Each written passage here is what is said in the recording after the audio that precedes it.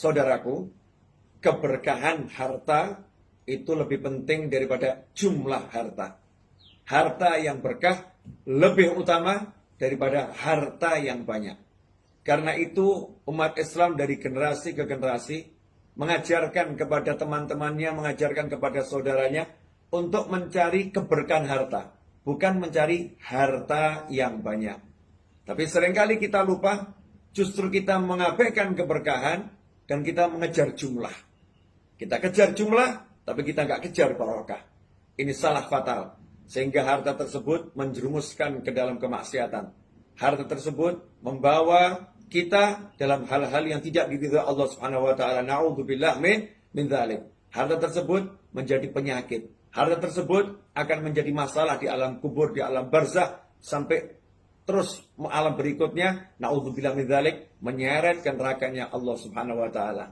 Nah, karena itu agar kita selamat dari memiliki harta yang tidak barokah, Nabi kita Muhammad SAW telah mengajarkan bagaimana caranya harta ini berkah. Caranya adalah dengan memperhatikan metode mengambil harta. Ya, metode meraih harta. Suatu ketika dalam hadis yang diriwayatkan oleh Imam Bukhari dan imam-imam yang lain, baginda Muhammad SAW bersabda kepada seorang sahabat yang namanya Hakim, "Ya Hakim, wahai Hakim, inna hadzal mala khadiratun hulwa." Sesungguhnya harta ini hijau dan manis. Faman akhadahu bisaqawati nafsin burikala fih. Siapa yang mengambilnya dengan jiwa yang dermawan, diberkati hartanya.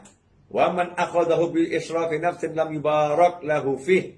Dan barang siapa yang mengambilnya dengan jiwa yang rakus, tidak akan diberkati. Dalam hadis ini ada beberapa hal yang perlu diperhatikan. Yang pertama, cara mengambil. Ya, cara mengambil. Siapa mengambilnya dengan jiwa yang dermawan. Para ulama menjelaskan ini ada dua hal. Ya, ada dua hal. Satu, mengambil harta yang diberikan oleh seseorang yang jiwanya dermawan. Seseorang yang ketika memberikan harta tersebut, hatinya senang, hatinya lapang.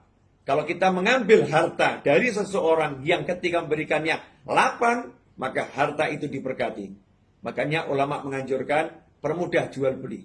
Ya, jangan terlalu berbelit-belit, jangan terlalu repot ya. Kasih kelonggaran kepada konsumen. Kalau konsumen nawar, ya walaupun tawarannya itu masih jauh dari yang kita inginkan, tapi kita sudah dapat keuntungan, sehingga konsumen itu mau, ya pembeli mau mengeluarkan hartanya dengan senang, walaupun mungkin jumlahnya sedikit. Di situ ada barokah, di situ ada keberkahan. Itu yang pertama. Makna yang kedua adalah dari sisi kita yang mengambil harta. Jangan sampai kita mengambil harta tanpa jiwa yang dermawan. Orang yang jiwanya dermawan itu ketika mengambil, ya dia nggak takut kehilangan. Ya ketika mengambil, dia tidak takut kehilangan. Ketika mengambil, dia siap membaginya dan memberikan kepada orang lain. Makanya kalau pengen harta kita barokah, saat kita akan mengambil, kita udah niatkan harta ini untuk siapa, harta ini untuk apa. Kita niatkan untuk membaginya kepada khalayak ramai dan tidak takut kehilangan harta.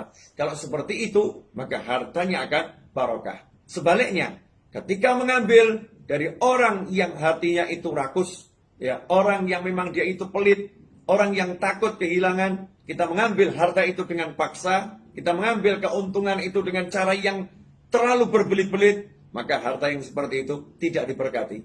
Yang kedua, kalau kita mengambil harta dari seseorang yang memang kita ini mengambilnya dengan jiwa rakus, kitanya yang rakus, pengen mengeruk keuntungan sebanyak mungkin, ya, dan takut mengeluarkannya, berat mengeluarkannya untuk orang lain, berat membagikannya kepada orang lain. Kalau mengambil harta dengan cara seperti ini, maka tidak akan diberkati. Karena itu, jadikan harta kita barokah.